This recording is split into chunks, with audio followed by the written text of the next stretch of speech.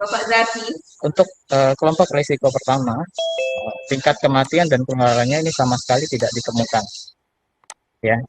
Kemudian tingkat pencegahan dan pengobatannya sudah banyak ditemukan. Ya, ini apabila seseorang terpapar oleh bakteri non patogen Escherichia coli atau Bacillus subtilis, ya. Kemudian kita beralih ke kelompok resiko 2 yang tingkat kematiannya sudah ditemukan dan tingkat penularannya juga cukup banyak, ya. Akan tetapi untuk tingkat pencegahan dan pengobatannya jauh lebih banyak ditemukan dibandingkan tingkat kematian dan penularan. Ini apabila kita seseorang terpapar virus influenza, kemudian Salmonella sp, ya, salah satu contohnya. Kemudian kelompok risiko 3 dengan tingkat kematian yang jauh lebih tinggi dibandingkan tingkat kelompok risiko 2. Begitu juga dengan penularannya jauh lebih tinggi dibandingkan kelompok risiko 2. Akan tetapi untuk pencegahan dan pengobatannya ini sudah ditemukan bisa menyebar lewat darah. Jadi untuk peningkat penularannya juga cukup mudah. Kemudian pencegahannya juga cukup sulit dan pengobatannya juga sulit ditemukan. Ini apabila seseorang terpapar virus tuberkulosis atau yang lainnya, ya. Untuk yang kelompok risiko 4 ini yang paling berbahaya dengan tingkat kematian dan penularannya jauh lebih banyak dibandingkan tingkat kelompok risiko 3 dan 2. Dan sampai sekarang untuk tingkat pencegahan dan pengobatannya sama sekali belum ditemukan. Ini apabila seseorang terpapar virus Ebola, Marburg, dan variola. Ya. Jadi untuk kelompok risiko ini dibedakan atas 4 kelompok berdasarkan tingkat kematian, penularan, pencegahan, dan pengobatannya seperti apa. Ya. Oke. Ya. Kemudian ada praktek yang baik di dalam laboratorium. Tentunya yang pertama sekali adalah membatasi akses. Jadi tidak sembarangan orang bisa mengakses ke dalam laboratorium. Kemudian perhatikan kebersihan ketika masuk dan keluar lab. Ya. Tidak boleh makan, minum, dan merokok. Nah, yang namanya lab ini harus dihindari, ya, karena dari sisa makanan bisa mengkontaminasi sampel yang ada di dalam lab, ataupun bisa juga di makanan tadi terkontaminasi oleh sampel yang berbahaya di dalam lab. Jadi ini perlu dihindari. Tidak boleh makan, minum, dan merokok di dalam lab. Kemudian gunakan pelindung mata untuk dari terjadi percikan ke mata dari sampel. Selanjutnya jangan gunakan pipet mulut. Ini kalau dulu kita sering banget nih pakai pipet mulut, ya, kalau di praktek di dalam laboratorium. Ini sebaiknya mulai ditinggalkan karena berbahaya apabila yang dipipet adalah sampel yang patogen atau yang berbahaya. Ya, nanti si praktikan bisa terpapar oleh sampel yang berbahaya tersebut, ya. Kemudian minimalkan terbentuknya aerosol. Aerosol sendiri ini bisa mengakibatkan kontaminan terhadap sampel. Jadi perlu diperhatikan. Kemudian dekontaminasi permukaan setiap hari dan setiap ada tumpahan. Jadi ketika ada tumpahan, apalagi sampel yang sifatnya berbahaya seperti virus atau bakteri, itu sebaiknya langsung dibersihkan dengan SOP yang ada. Kemudian program pengendalian serangga dan serangga perlu diperhatikan di dalam lab. Jangan nanti labnya itu untuk peracikan obat steril, tahu-tahu banyak serangga di dalam labnya, atau dia pemeriksaan untuk dan makanan banyak hewan pengerat di dalam lab. Ini perlu diperhatikan kondisi sterilitas di dalam laboratorium. Ya. Selanjutnya untuk praktek yang bagus di dalam laboratorium, kita harus menyediakan shot disposal atau tempat sampah. Tempat sampah ini ada baiknya kita bedakan atas 3 tempat ya, seperti yang Bapak Ibu lihat di slide saya. Ini sebagai tempat sampah untuk bekas pakai yang terkontaminasi oleh sampel yang berbahaya, ya, seperti jarum suntik dan lainnya, ya.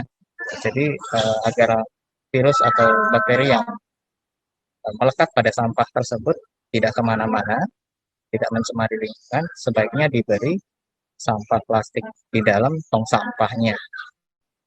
Kemudian untuk yang warna kuning ini biasanya khusus untuk sampah kemo, peracikan obat kemo, diberi tanda khusus dengan warna tempat sampah warna kuning, ya.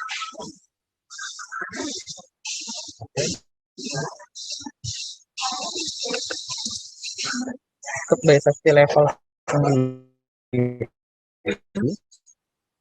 beralih ke biosafety level ya. Tadi yang kita bahas adalah analisa resiko. Nah, analisa resiko tadi ada 4 kelompok. Begitu juga dengan biosafety level. Jadi biosafety level ini dibedakan atas kelompok resiko yang tadi. Jadi analisa resiko tadi ada 4. Untuk biosafety level juga ada 4 berdasarkan agen pembawanya. Ya. Untuk biosafety level di sini ada praktikannya, kemudian peralatannya yang dibutuhkan seperti apa, dan fasilitas apa aja yang mendukung untuk level tersebut. Ya. Kita bahas yang pertama itu biosafety level 1, BSL 1 ya. Dengan agen pemompok risiko 1 ini tadi adalah sampel yang tidak berbahaya sama sekali ya, yang tidak menimbulkan kematian maupun penularan yang serius. Tetapi untuk tingkat pencegahan dan pengobatannya juga sudah banyak ditemukan. Ya. Untuk prakteknya, ini standar mikrobiologi saja, cukup ada fasilitas wastafel di dalam laboratorium. Nah, ketika seorang user lab dalam lab yang berhadapan dengan mikroba, sebelum dia keluar lab sebaiknya mencuci tangannya terlebih dahulu, ya. Kemudian kita beralih ke biosafety level 2. Agen pembawanya adalah kelompok resiko 2 yang tadi sudah berbahaya ya, yang menyebabkan kematian dan penularan apabila seseorang terpapar oleh virus bakteri tersebut. Ya. Nah, untuk praktekannya, BSL 1 tadi ditambah lagi dengan akses terbatas ya. Ada alat pelindung berupa biosafety cabinet, kemudian alat pelindung diri seperti jas lab, sarung tangan, proteksi wajah dan mata. Nah, untuk di labnya sendiri, di pintunya ditempel stiker biohazard. Ini menandakan sampel yang dikerjakan di dalam lab tersebut adalah sampel yang sifatnya patogen atau berbahaya yang sifatnya bisa menular. Ya. Fasilitasnya BSL 1 yang sebelumnya tadi ditambahkan autoclave, kemudian ada BSC juga ya, dan untuk ruangannya udara searah. Udara searah maksudnya udaranya masuk semua nih ke sini, ke dalam lab. Tidak ada udara yang keluar lab. Ya. Kemudian kita beralih ke biosafety level 3 untuk agen kelompok risiko 3 yang jauh lebih berbahaya dari agen kelompok risiko 2. Ini apabila seseorang terpapar oleh virus tuberkulosis ya, atau TBC, yang sifatnya dia bisa menular lewat sentuhan dan lewat udara juga bisa. Ya. Jadi BSL 2 yang tadi ditambah dengan akses terkendali, ya. Kemudian dekontaminasi limbah dan pengawasan medis. Dan alat pelindungnya berupa biosafety cabinet, APD berupa pakaian pelindung, sarung tangan, dan respirator jika dibutuhkan. Nah, Respirator itu seperti alat untuk bernafas yang ketika di dalam lab. Apabila seseorang menggunakan hazmat, itu kan akan cukup sulit bernafas. Jadi untuk memudahkan user lab tersebut bernafas, ketika memakai hazmat, sebaiknya digunakan respirator jika dibutuhkan. Ya. Dan perlu diperhatikan biosafety level 3 ini, dia harus memiliki double door access, ya. Sebelum masuk ke lab, dia harus ada pintu lagi di luar untuk akses terkendali, ya. Kemudian ditandai lagi dengan stiker biohazard di dalam di depan pintunya. Kemudian di pintu lab yang ini juga dikasih stiker biohazard. Menandakan sampel yang dikerjakan bersifat berbahaya. Ya. Dan sebaiknya untuk biosafety level 3, aliran udara yang dihasilkan adalah aliran udara negatif. Tekanan yang diatur untuk udara yang ada di dalam lab itu sama sekali tidak bisa keluar karena ada tekanan udara negatif. Yang mencegah sampel yang ada di dalam lab tidak keluar. Udaranya tidak keluar lab dan mencemari lingkungan. Ya, seperti itu. Untuk yang level 4, biosafety level 4, ini yang lebih ekstrim lagi, dengan agen pembawa kelompok resiko 4, biosafety level yang biosafety level 3 tadi ditambah lagi dengan ganti baju sebelum masuk, mandi ketika keluar, kemudian dekontaminasi seluruh alat dan material ketika selesai digunakan. Ya. Kemudian untuk alat pelindungnya bisa berupa biosafety cabinet kelas 3, kelas 1 atau 2. Nah, kalau misalnya si personel di dalam lab tersebut menggunakan biosafety cabinet kelas 1 atau 2, sebaiknya si user menggunakan pakaian dengan bertekanan positif dengan suplai udara.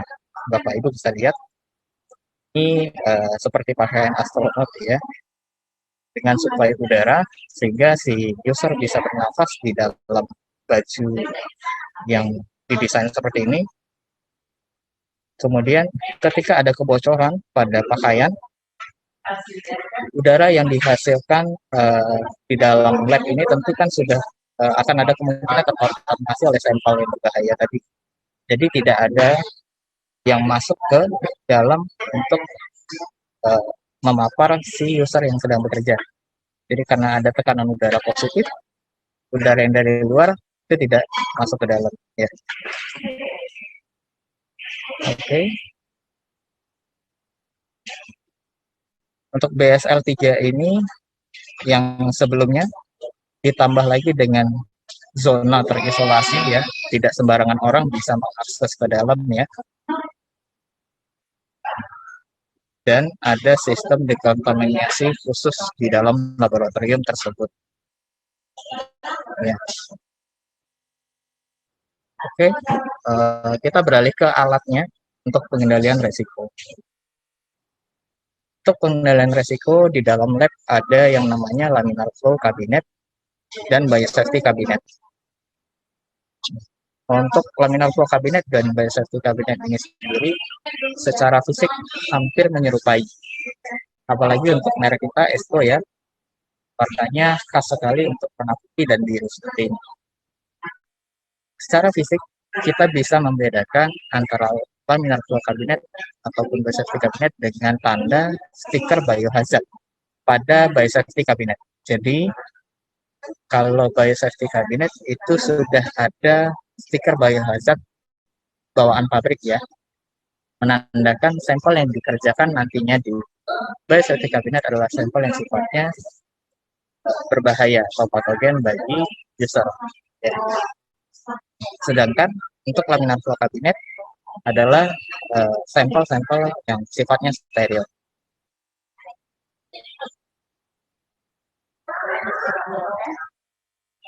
Oke, untuk penilaian resiko tentunya pada laminar flow cabinet maupun biosafety cabinet ada komponen penting pada alat tersebut, yaitu filter. Nah, untuk sistem filtrasi pada LAV ataupun biosafety cabinet, itu ada filter HEPA dan UPA. Untuk HEPA ini kepanjangannya High Efficiency Particulate Air, sedangkan UPA adalah Ultra Low Particulate Air. Untuk produkan ESCO kita sudah UPA filter yang bisa menyaring hingga partikel 0,1 ton dan 0,2 mikron. Jadi Bapak Ibu bisa bayangkan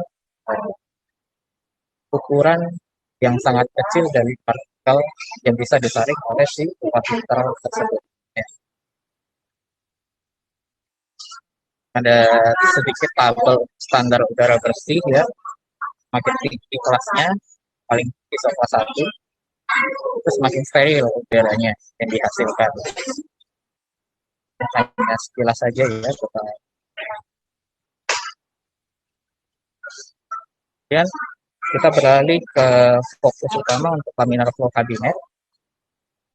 Prinsip kerja udara yang dihasilkan dari laminar ini adalah udara disterilkan melalui filter dan dihembuskan pada area kerja sebagai udara yang bebas partikel. Jadi untuk tujuan dari silap ini atau laminar flow kabinet untuk melindungi produk dari kontaminan ruangan ya. Jadi biasanya digunakan di lab-lab farmasi untuk peracikan obat steril. Untuk standarnya itu sekitar 0,3 sampai 0,5 meter per second. Kecepatan yang diberikan dan untuk tipe-tipe laminar flow kabinet kita ada dua tipe. Yang pertama adalah horizontal dan yang kedua vertikal.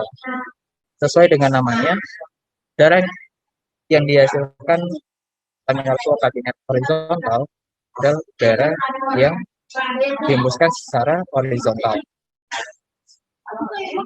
Untuk filternya persis di hadapan user ketika bekerja di depan kabinet. Ya. Untuk yang vertikal, udara yang dihasilkan udara sterilnya dari atas ke bawah. Ya. Jadi pada saat kapan sih kita perlu memilih antara yang horizontal atau vertikal? Nah, untuk yang horizontal, kita sarankan ketika Bapak Ibu mengerjakan sampel yang sifatnya berukuran kecil, ya. Berukuran kecil seperti menggunakan cartridge, kita sarankan menggunakan yang horizontal. Kenapa? Karena kalau misalnya Bapak Ibu menggunakan yang tipe vertikal, ketika bekerja, tentunya tangan kita persis di atas si sampel. Nah, tangan kita ini kan nggak tahu nih, ada kemungkinan membawa partikel, seperti partikel debu, yang apabila terhembus dan jatuh, nah akan ada kemungkinan sampel yang dikerjakan bisa kontaminan. Ya. Beda halnya kalau kita misalnya menggunakan laminar flow yang tipe horizontal, partikel yang menempel pada tangan atau sarung tangan kita tadi akan terhembus keluar sehingga tidak jatuh ke bawah dan tetap steril si sampelnya. Ya. Aplikasinya ini biasanya pada kultur jaringan tumbuhan, kemudian preparasi media, inspeksi perakitan alat medis dan preparasi obat steril. Ya.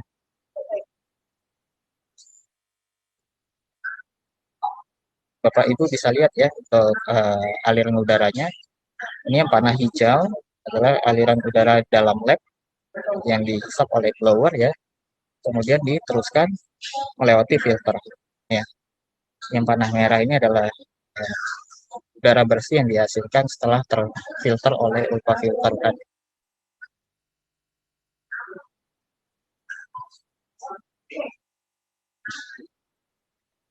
Kemudian untuk yang vertikal, ketika Bapak Ibu mengerjakan sampel berukuran besar seperti menggunakan mikroskop di dalam lab, sebaiknya menggunakan yang vertikal, tidak menggunakan horizontal. Kenapa? Karena kalau misalnya Bapak Ibu menggunakan yang horizontal dan menggunakan mikroskop di dalamnya, udara steril akan ada kemungkinan terblok oleh alat yang kita gunakan. dan akan ada kemungkinan udara yang belum terfilter yang warna hijau masuk ke dalam sampel kemudian mengkontaminasi sampel. Ya. Jadi sebaiknya jika menggunakan sampel yang berukuran besar, gunakan lab yang tipe vertikal. Aplikasinya biasanya di mikrobiologi non patogen, kemudian racikan produk steril juga ya.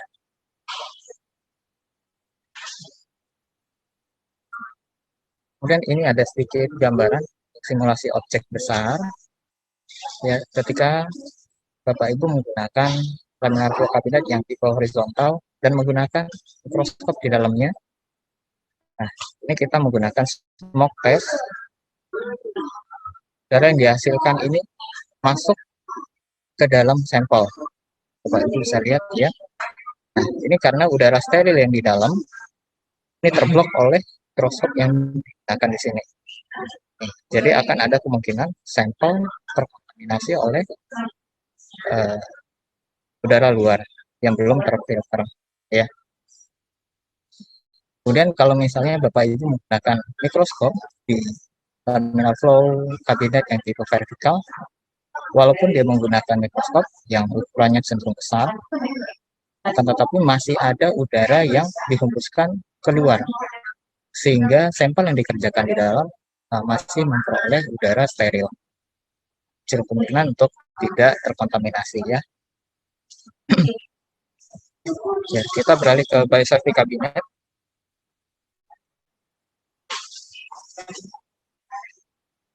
Untuk biosafety kabinet memiliki prinsip kerja inflow, aliran udara masuk ke dalam unit ya, untuk melindungi operator. Nah, kalau yang lab tadi atau laminar kabinet, dia hanya memiliki aliran udara downflow, udara yang hanya melindungi sampel dari kontaminan udara luar. Ya.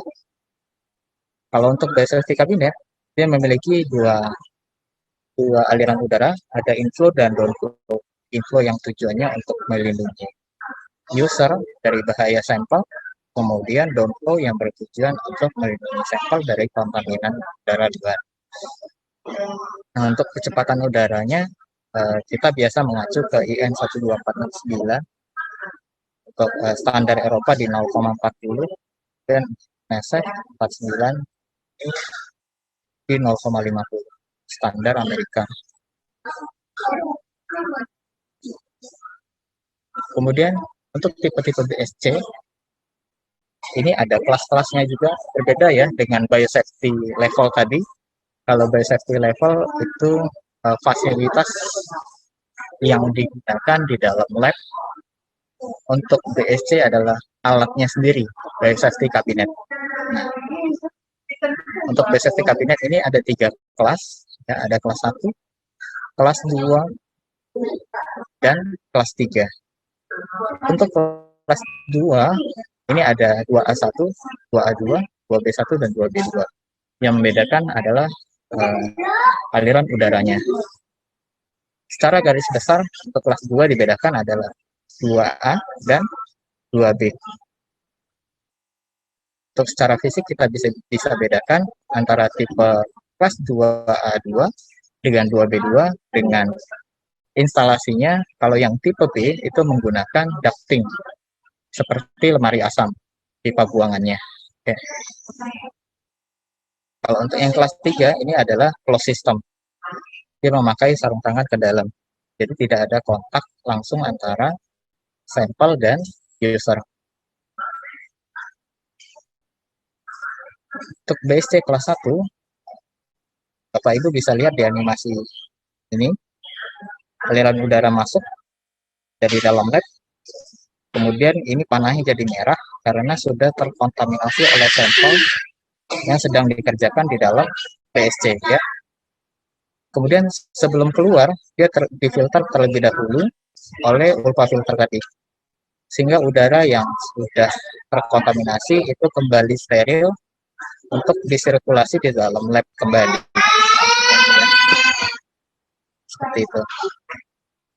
Kemudian Untuk prinsip kerja udara yang seperti ini, uh, dia tidak bisa melindungi sampel dari kontaminan udara luar. Ya. Dia hanya mampu melindungi user dari bahaya sampel yang sedang dikerjakan. Untuk basic kelas 1 ini sudah jarang digunakan dan user lab sudah mulai beralih ke basic kelas 2. Karena umumnya sampel-sampel di dalam lab atau mikroba itu butuh juga untuk suplai udara sterilnya. Ya. Kemudian kita beralih ke basic kelas 2. Dia mampu melindungi operator dan produk ya. Untuk aplikasinya bisa juga safety level 1, 2, dan 3. Kemudian untuk inflow aliran udara ini ada inflow ya, dan udara masuk menjauhi operator. Kemudian udara difilter masuk ke dalam unit ya, ada yang ke bawah, udara steril untuk si sampel. Kemudian ada yang ke atas. Sebelum diresirkulasi di dalam lab, dia difilter terlebih dahulu sehingga aman di dalam lab ya. Kemudian bedakan antara yang tipe A dan tipe B. Ketika Bapak Ibu menggunakan zat kimia yang sifatnya volatil atau tidak asam kuat ya, itu menggunakan yang tipe B karena sifat dari berupa filter ini dia tidak mampu menyaring zat kimia atau uap kimia tersebut, sehingga untuk amannya uap kimia tadi dibuang ke udara di luar gedung sehingga bisa disterilkan di luar gedung ya.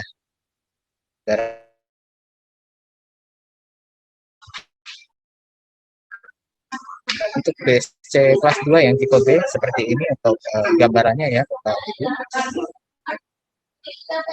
Ini ada udara masuk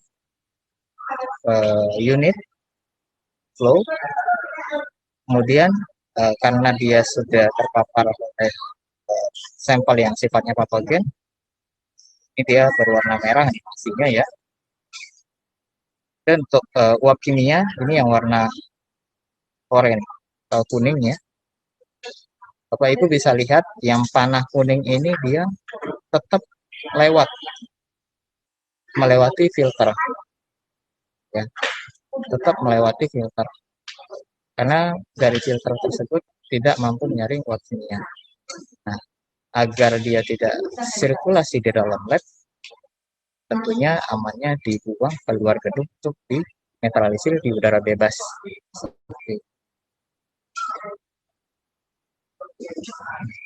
Ini untuk cytotoxic safety cabinet biasanya digunakan di lab-lab di farmasi untuk meracikan obat kemo. Ya, bedanya dengan safety cabinet tadi, filter yang terdapat di atas unit adalah karbon filter, sehingga uap kimia yang dihasilkan itu difilter terlebih dahulu agar tidak uap kimia tidak sirkulasi di dalam lab. Jadi uap kimianya difilter oleh karbon filter. Ya, itu bedanya antara safety cabinet dengan cytotoxic safety cabinet. Kemudian kita beralih ke biosafety cabinet kelas 3. Bapak Ibu bisa lihat gambarnya seperti ini. Ya. Ini ada sarung tangan ke dalam sehingga desain seperti ini melindungi operator dari paparan langsung sampel ya yang berbahaya. Jadi tidak ada kontak langsung antara user dan sampel. Sistem tertutup dengan sarung tangan untuk perlindungan absolut bagi user.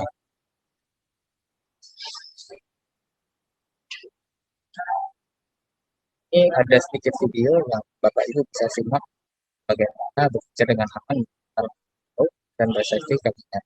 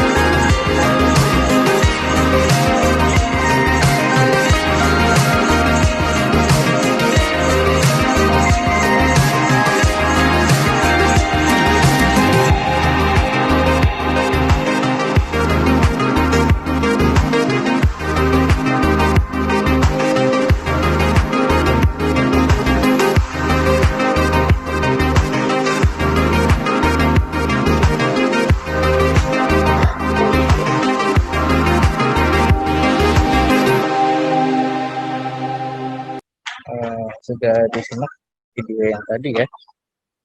Jadi dari video yang ditampilkan tadi, yang bisa kita tangkap adalah ketika kita bekerja di biosafety cabinet, yang perlu diperhatikan adalah posisi dari kacanya, posisi size. Ya, jadi di BSC itu ada kaca yang bisa dinaik turunkan. Nah, untuk posisinya diatur sesuai standar pabrik yang sudah dibuat ya. Nggak boleh lebih tinggi dan tidak boleh terlalu rendah. Jadi sudah ada titik yang sesuai standarnya. Kemudian ketika kita bekerja di biosafety cabinet atau lab ataupun fume hood atau lemari asam, ketika ada alarm berbunyi, sebaiknya langsung berhenti gunakan kabinet. Karena kita tidak tahu, mungkin alarm menunjukkan aliran udaranya terlalu rendah.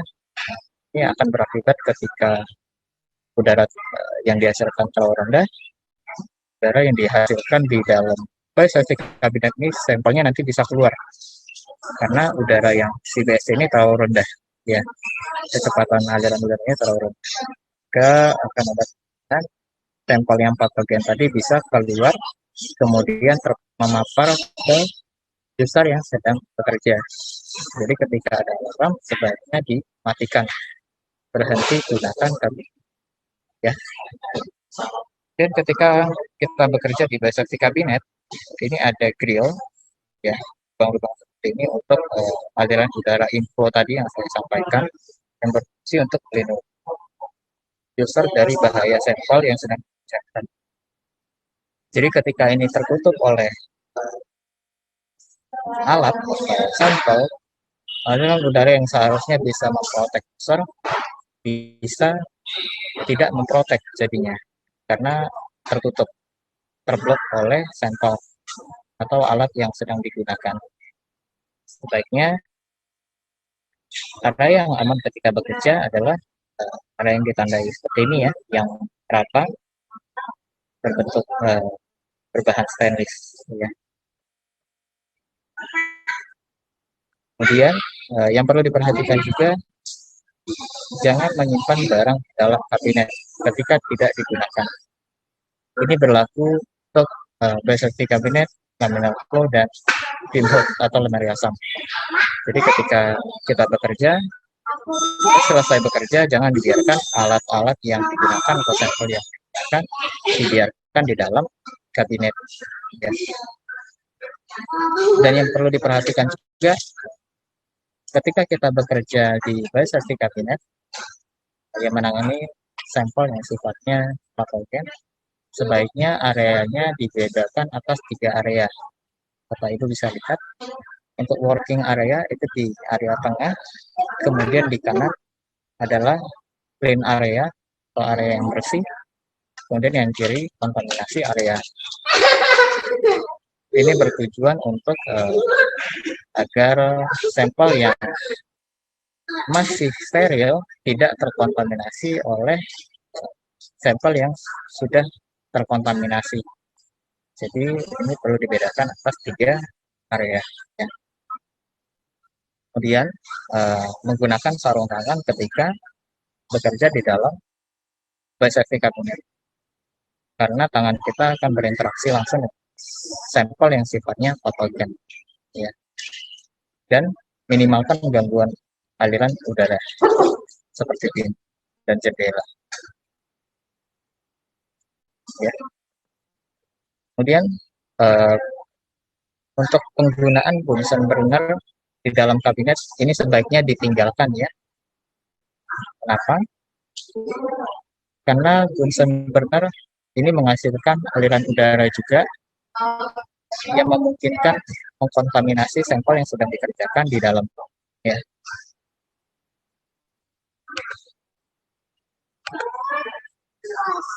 Bapak Ibu bisa lihat ini ada video lagi ya.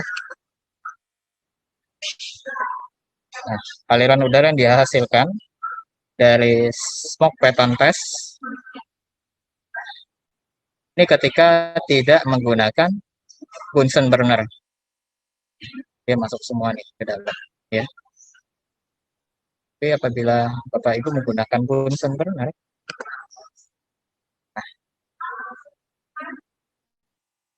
udaranya tertiup kemana-mana nih, nggak stabil.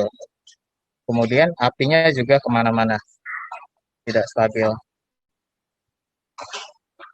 Jadi untuk mensterilkan alat, kita beralih ke Bunsen elektrik yang besar apinya bisa diatur, walaupun ada udara yang di dalam baik safety kabinet maupun laminar airflow kabinet.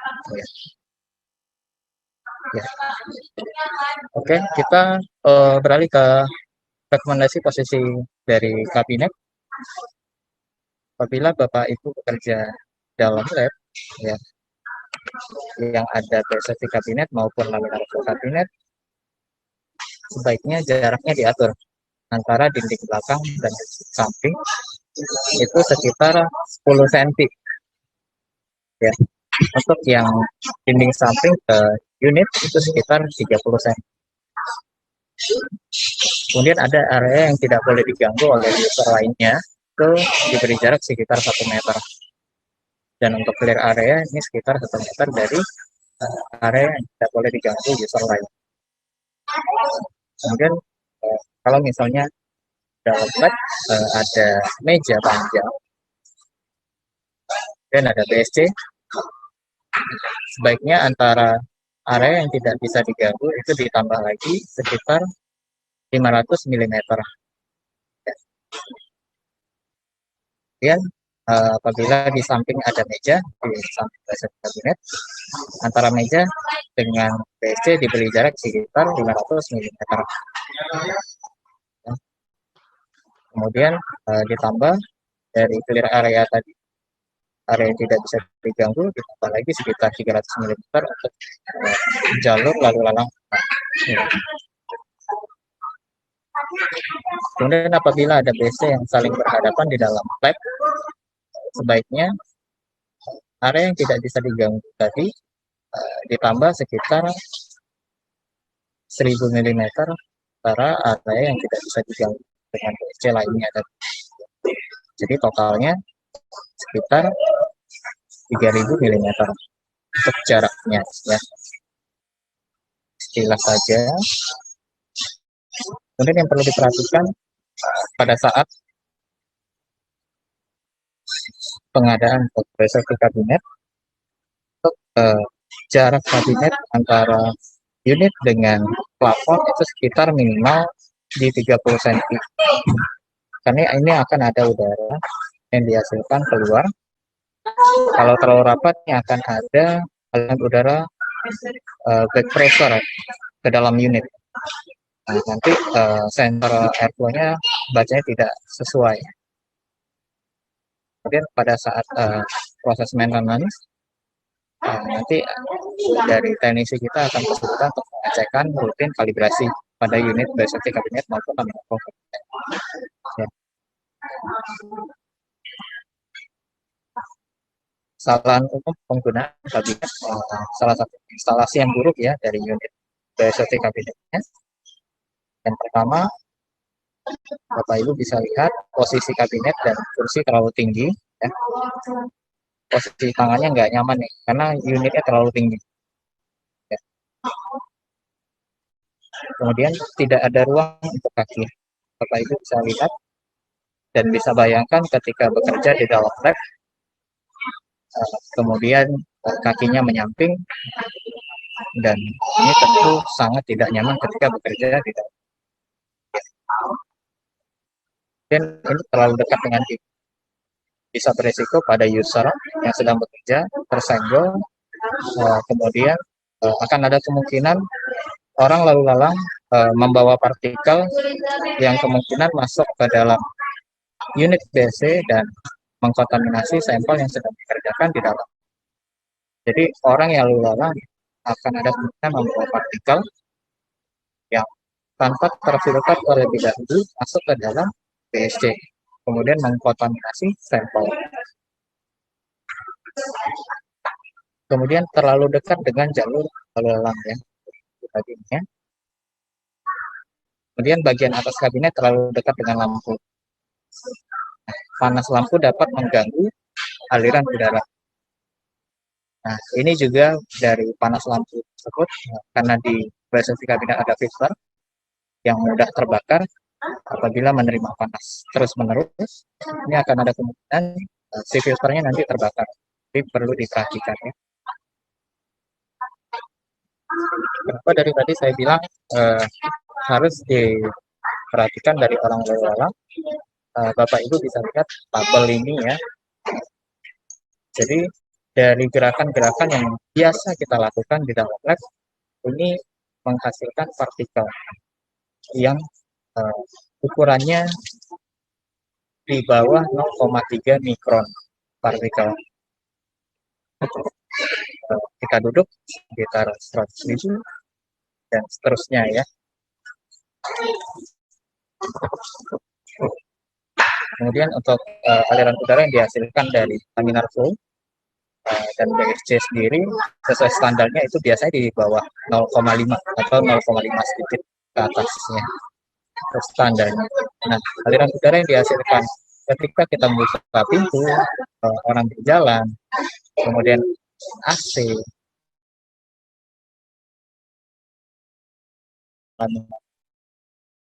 standar tadi ya. Jadi akan ada kemungkinan karena tingginya kecepatan aliran udara yang dihasilkan, dia membawa partikel yang banyak, kemudian mengkontaminasi sampel yang sedang kita kerjakan di dalam lab BSFP kabinet. Nah, ini ada sedikit denda untuk penempatan unit yang baik untuk kabinet maupun BSFP kabinet. Dari gambar tersebut, ya ini ada 1, 2, 3, 4, dan 5. Untuk nomor 1 ini adalah posisi terbaik. Ya. Dan posisi 5 yang cukup baik. Kenapa? Karena jauh dari pintu, air inlet, udara masuk ya, atau AC jauh juga ya. Jadi untuk orang lalu lalang juga jauh, sehingga meminimalkan udara yang tidak yang membawa partikel tadi tidak masuk ke dalam unit dan mengkontaminasi sampel yang sudah ada. Nah, kalau yang 2 dan 3 serta nomor 4 ini terlalu dekat dengan itu ya, 2 dan 4 ya. Kemudian yang 2 dan 3 terlalu dekat dengan air inlet. Seperti itu. Nah, kemudian ini ada sedikit gambar yang salah pada saat bekerja di dalam lab di BioSafety kabinet. Nah, ini dia menutupi grill alat-alatnya biarkan berantakan sehingga udara yang seharusnya bisa melindungi operator dari bahaya sampel yang sedang dikerjakan malah udaranya tidak maksimal, karena ada kemungkinan si sampel bisa kontaminasi user yang sedang bekerja di depan BioSafety kabinet. Nah, kalau Bapak Ibu lihat di gambar kedua ini, mungkin kelihatan rapi banget ya. Disusunin alat-alatnya di pinggir-pinggir. Nah, ini tidak boleh, karena kalau pada BioSafety kabinet, ini ada lubang-lubang yang seperti ini juga, sekeliling dari pinggir-pinggir unit ini. Nah, kalau posisi alat-alat seperti ini bisa mengurangi inflow atau aliran udara yang bisa memprotek user dari bahaya sampel yang sedang dikerjakan. Jadi sebaiknya tidak seperti ini ya, Bapak Ibu. Dan juga contoh yang salah, semua alatnya di dalam sini karena dia pikir BSC bisa menghasilkan udara steril, jadi biar steril alat-alatnya dimasukin semua ke dalam unit. Ini tidak boleh ya. Nah, yang paling parah seperti ini, Bapak bisa lihat, ini ketika menggunakan api butser.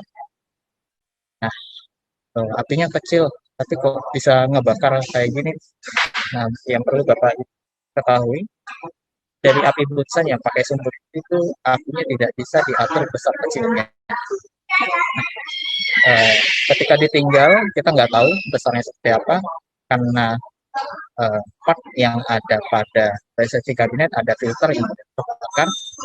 Nah, sebaiknya perlu diperhatikan untuk besar kecil apinya, ya, untuk menghindari kecelakaan kerja pada saat bekerja di dalam laboratorium. Ini juga merupakan contoh yang buruk ketika bekerja di biosafety kabinet. Nah, kalau di biosafety kabinet itu ada tray yang bisa dibuka di bagian bawah. Banyak sampah, jangan dipikir karena bisa dibuka meletakkan sampahnya di bawah. Ini tidak boleh ditiru ya. Ini bisa memblok aliran udara yang dihasilkan, udara sterilnya bisa terblok ya.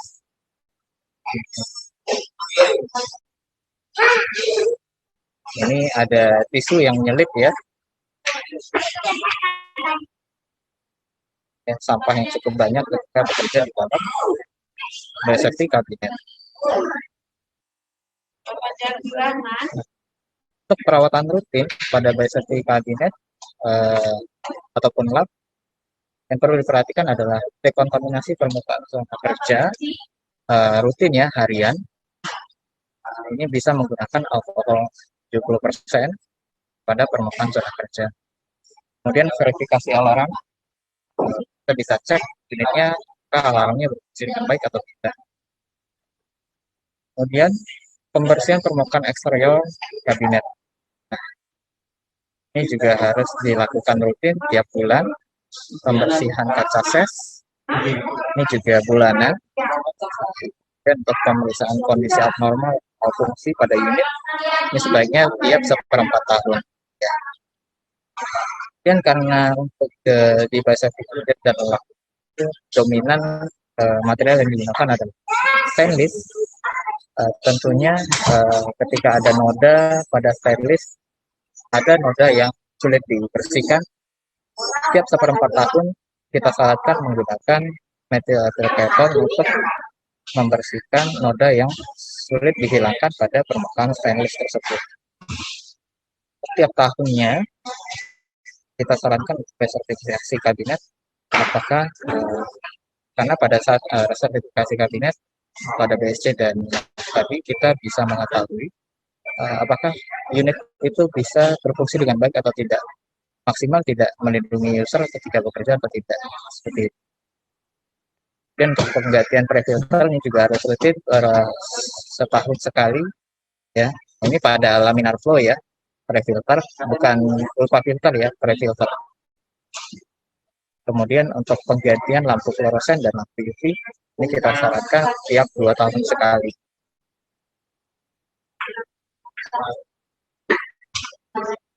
Terus sertifikasi kabinet kita tiap tahunnya kita sarankan ke customer, dan untuk BSC, LAB, dan Input kita mengacu ke standar IN, Eropa, NSF, Amerika, standar Australia, CFDA, dan JIS atau TUSNOF.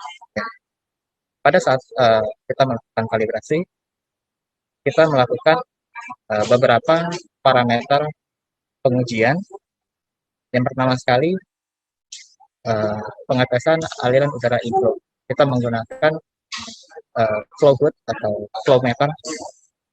Jadi kita atur udara yang dihasilkan, kita sesuaikan dengan standarnya, ya kita adjust ke unit seperti itu. Menggunakan flow hood meter. Kemudian untuk downflow velocity testing, aliran udara yang dihasilkan secara downflow ya, dari atas ke bawah yang untuk melindungi sampel dari kontaminan, kita menggunakan anemometer. Kita menggunakan anemometer, ini kita cek berapa aktualnya. Kalau tidak sesuai standar, kita adjust kembali, kemudian kita adjust ke display-nya. Kemudian tes berikutnya adalah filter integrity testing.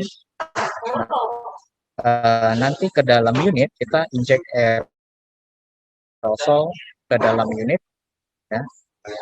Kemudian aerosol tersebut merupakan menjadi parameter indikator pengecekan kebocoran filter. Nah, ketika aerosol diinjek, nah si alat ini, alat scanning ini pada filter izinkan itu di 0,01%. Jika di atas itu konsentrasinya, maka kita tetapkan si filter dalam kondisi tidak baik atau bocor. Ya. Kemudian tes berikutnya adalah smoke pattern testing. Kita biasanya menggunakan nebulizer atau smoke test. Kita akan pastikan aliran udara yang dihasilkan itu tidak ada turbulensi. Ya. Jadi pada saat kalibrasi itu kita pastikan unitnya tidak ada turbulensi udara. Bapak Ibu bisa lihat kalau unit ini input, jadi udara yang dihasilkan, yang dites itu harus masuk semua ke dalam unit. Ini menandakan unitnya bekerja dengan baik. Ya. Jadi kalau misalnya dia ada turbulen keluar atau muter-muter udaranya, berarti udara atau hisapan blower yang dihasilkan input atau lemari asam itu tidak maksimal. Ya.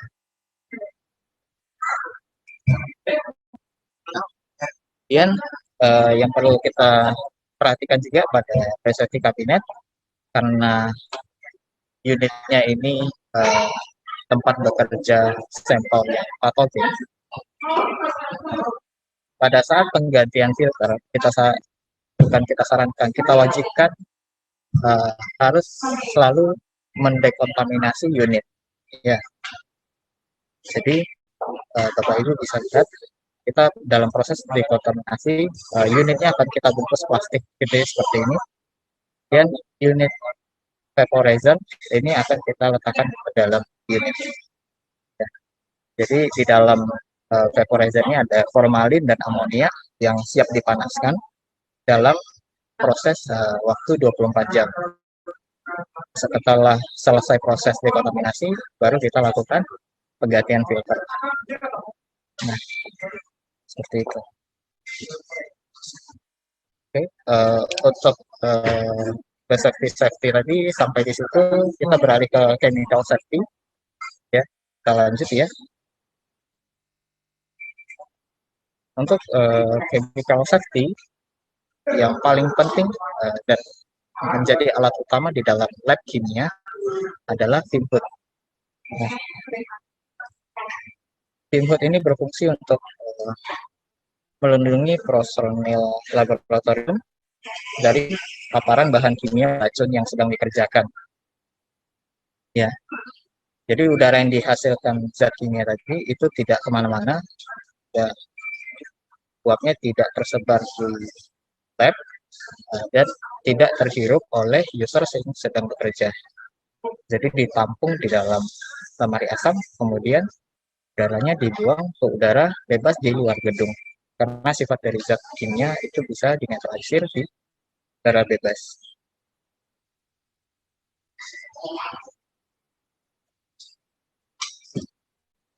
Kenapa kita harus menggunakan tim hood? Karena pada zat kimia mengandung asap berbahaya, debu tabu dan uap selama analisis kimia untuk melindungi pekerja dari paparan bahaya zat kimia tersebut. Ya. Dan bisa menjamin keselamatan pekerja laboratorium. Bapak Ibu bisa lihat ketika user bekerja di depan tim hood, udaranya ini dihisap, ya. Panah merah ini, yang panah biru adalah udara lab, kemudian panah merah adalah uap kimia yang sedang dikerjakan di dalam tim hood. Akan dihisap oleh blower, kemudian dibuang keluar gedung untuk dinetralisir di udara bebas. Nah, ini ada sedikit gambar bahaya kesehatan yang ditimbulkan oleh bahan kimia, bisa berdampak pada sistem saraf kita, kemudian berbahaya juga bagi mata apabila kena percikannya, kemudian bisa berbahaya juga bagi organ pernafasan kita seperti paru-paru, ya, dan kalau misalnya tersentuh langsung bisa berbahaya pada kulit, dan apabila sering-sering menghirup uap kimia tersebut bisa berdampak pada reproduksi sistem kita. Ya.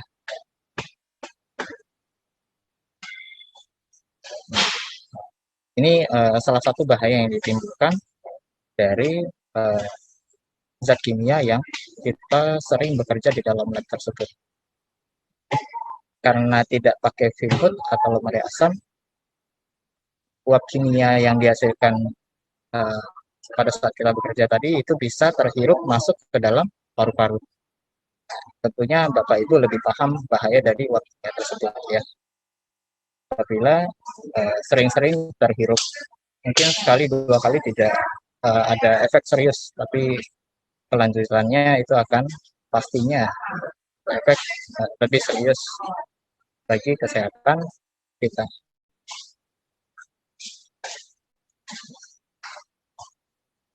Ini ada sedikit beberapa contoh bahan-bahan kimia yang berbahaya apabila kita terpapar langsung olehnya. Ada formalin, benzin, HCl, dan NO3. Ya, itu Bapak Ibu semua lebih paham mengenai bahaya yang dihasilkan oleh sampel-sampel tersebut. Ya.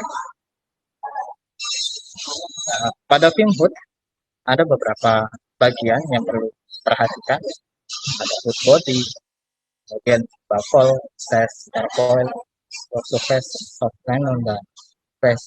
Ini akan saya jelaskan di slide berikutnya. Untuk hood body itu adalah ruang yang bersiap untuk menampung uap kimia sebelum dikeluarkan ke luar gedung. Ya. Jadi dia bentuknya seperti ruangan yang fungsinya menampung uap kimia. Ya. Kemudian ada baffle.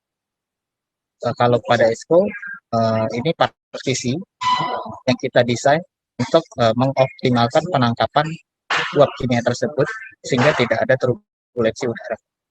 Ya.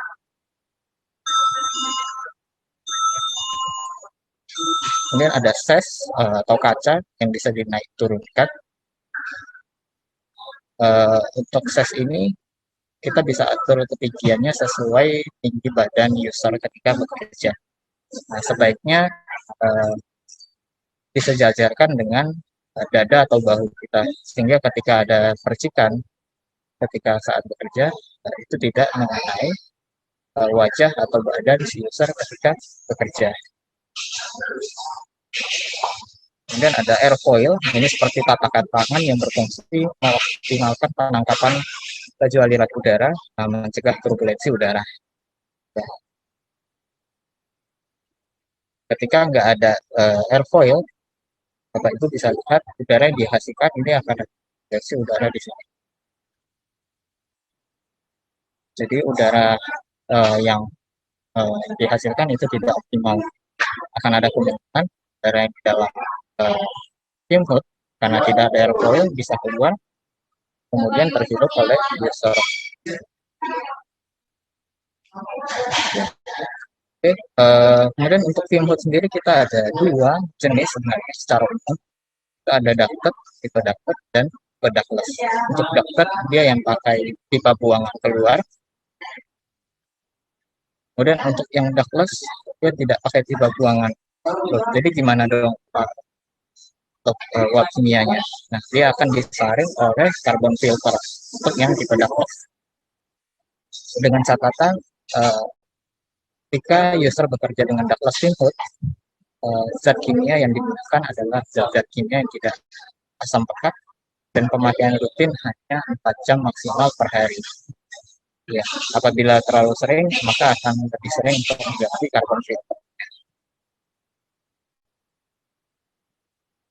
Ini untuk fume hood kita secara umum ada beberapa tipe. Ada Acela, ini tergantung material yang digunakan dan fitur-fitur yang dipakai.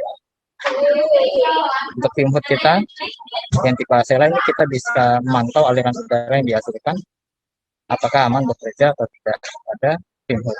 Ya. Kita akan memberikan tips bagaimana penggunaan fume hood yang aman. Pertama sekali pastikan sistem pembuangan beroperasi sebelum penggunaan. Pada saat instalasi diharapkan pipa buangan tidak terlalu banyak belokan atau tidak terlalu banyak airflow sehingga udara yang dibuang itu maksimal keluar semua. Kemudian gunakan alat pelindung diri yang sesuai seperti jas lab, sarung tangan, dan kacamata pelindung. Kemudian bekerja pada size yang tepat dan pastikan kepala Anda tetap di luar laptop. Ini saya temui beberapa user merasa terganggu ketika ada kaca pada pintunya. Jadi dia naikin, ini tidak boleh contoh ya, karena itu akan berakibat pada saat dia bekerja. Karena ada kemungkinan ketika ada percikan, dia mengenai dirinya. Dia bekerja. Kemudian pada saat bekerja di steamhood, badan kita jangan terlalu rapat pada kabinet. Ini untuk menghindari ketika ada tumpahan, jadi tidak langsung terkena badan si operator. Dan pastikan kita bergerak dengan perlahan agar udara yang dihasilkan dari zat kimia tersebut tidak terkibas keluar, kemudian terhirup oleh user. Kemudian sama seperti BSFD dan tadi, minimalkan gangguan udara dari luar, termasuk lalu lalang orang keluar masuk. Kemudian jangan lepaskan air coil pada kabinet, ini bisa mengakibatkan turbulensi udara dari pintu atau yang sama. Kemudian sama dengan safety kabinet dan lock tadi, jika alarm pada kabinet sebaiknya rapat, kemudian tidak gunakan kabinetnya. Dan yang perlu diperhatikan juga, jangan biarkan bahan kimia keluar di luar kabinet. Nah, ini maksudnya jangan terlalu di pinggir bekerjanya. Karena kalau terlalu di pinggir, zat kimianya akan ada kemungkinan menguap di luar pintu. Ya. Kemudian bersihkan semua tumpahan langsung. Jadi ketika ada tumpahan, sebaiknya langsung dibersihkan agar tidak meninggalkan noda pada inputnya atau area asam. Ya. Nah, yang perlu diperhatikan lagi, input kan tempat penyimpanan. Jika kita sering temui, karena namanya kabinet, dikira tempat penyimpanan, jadi diletakkan semuanya di sini. Ini akan menyulitkan ketika user bekerja nantinya, dan tangkapan udara yang dihasilkan juga tidak maksimal. Ya. Untuk maintenance-nya hampir sama dengan BSFD kabinet dan lab tadi. Ada smoke pattern test, gas velocity test, electrical supply-nya kita cek, kemudian cleaning kabinet. Nanti kita akan memberikan detail service report dari unit. Apabila lulus inspeksi, kita akan memberikan stiker lulus kalibrasi. Dan ini kita sarankan setahun sekali.